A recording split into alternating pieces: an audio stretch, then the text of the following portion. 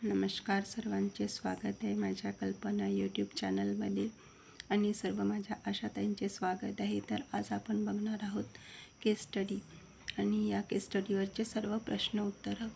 तर केस स्टडी आहे अशी: पावसाळ्याचे दिवस आहेत. रामपूर या खेड्यात डासाची प्रजनन पैदास होणाऱ्या बऱ्याच जागा आहेत.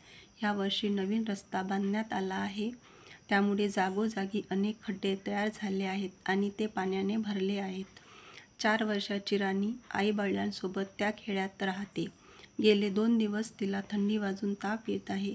तुम्ही त्या खेड्यातील आशा आहात. तर केस स्टडी अशी आहे आणि एक आशा म्हणून आपल्याला खाली जे आपल्याला प्रश्न दिलेले आहे त्या प्रश्नाची उत्तरं द्यायची आहे. तर केस स्टडी बघा कशी आहे की एक खेडेगाव आहे आणि तिथे आत्ताच जागोजागी पाण्याने खड्डे भरलेले आहेत. म्हणजे रस्त्याचं काम झालेलं आहे, त्यामुळे खड्डे झालेले आहे आणि ते पाण्याने भरलेले आहेत. तर आपल्याला माहीतच आहे की जे डासाची पैदास आहे ते स्वच्छ पाण्यामध्ये होते आणि हे पाणी आल्यामुळे जे पावसाचं पाणी आहे त्याच्याने ते खड्डे भरलेले आहे आणि अशा ठिकाणी जे डास आहेत ते लवकर तयार होतात मलेरियाचे. तर 4 वर्षाची जी राणी आहे, छोटी मुलगी आहे, ती आपल्या आईवडिलांसोबत त्या खेड्यामध्ये राहते आणि गेले 2 दिवस तिला थंडी वाजून ताप येत आहे आणि थंडी वाजून ताप आल्यानंतर हुळहुळी भरत असेल तिला भूक नसेल लागत, हे सुद्धा तिला लक्षणं असू शकतात. तर आपण आता आशा म्हणून काय करणार आहोत, तर आपल्याला हे जे काही प्रश्न आहेत ते आपण आता सोडवूया. तर यातला पहिला प्रश्न आहे: राणीला कोणता आजार झाला असे तुम्हाला वाटते?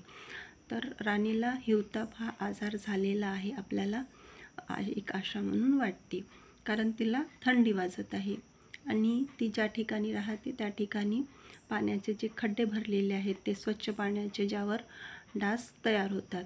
त्यामुळे आपल्याला एक आशा म्हणून आपलं निदान आहे की तिला हिवताप झालेला आहे.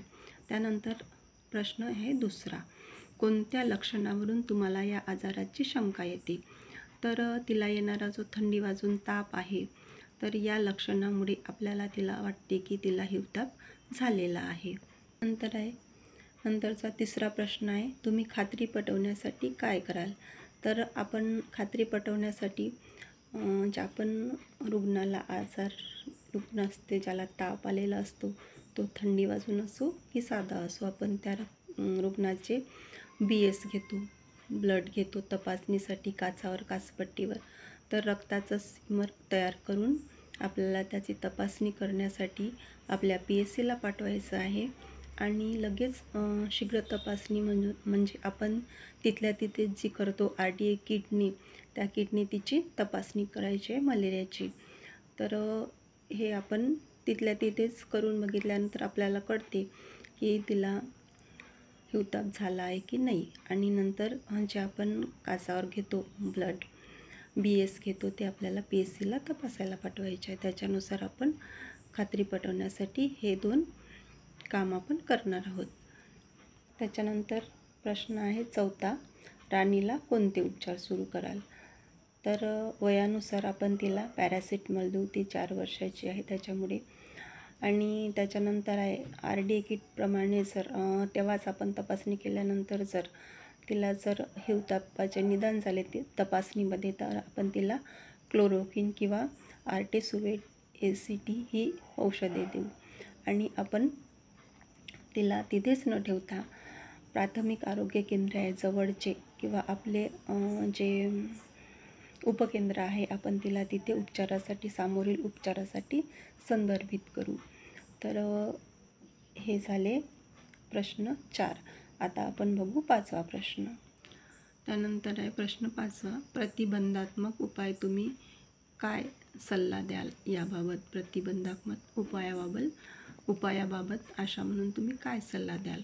तर आपण त्यांना सांगू की झोपताना मच्छरदाणीचा वापर करा, यामुळे मच्छर चावणार नाही आणि ज्या ठिकाणी डासाची पैदास होती ती ठिकाणी खड्डे बुजवून टाकायचे आहे मातीने आणि त्यानंतर कुठेही पाणी साचणार नाही आजूबाजूला, घराच्या बाजूला नाल्या वाहत्या करायला सांगायचं आहे त्यांना आणि त्यासोबतच लांब बाह्याचे कपडे पण घालायला सांगायचे आहे. त्यामुळे त्यांना मच्छर चावणार नाही. अशा प्रकारे हे आपण प्रतिबंधात्मक उपाय त्यांना सांगायचे आहे एक आशा म्हणून. तर अशा प्रकारे ही आपली केस स्टडी आहे. याच्यावरील जे 5 प्रश्न आहेत ते आपण या केस स्टडीनुसार सोडवलेले आहेत. पहिला प्रश्न, दुसरा प्रश्न, तिसरा प्रश्न, चौथा प्रश्न आणि 5वा प्रश्न.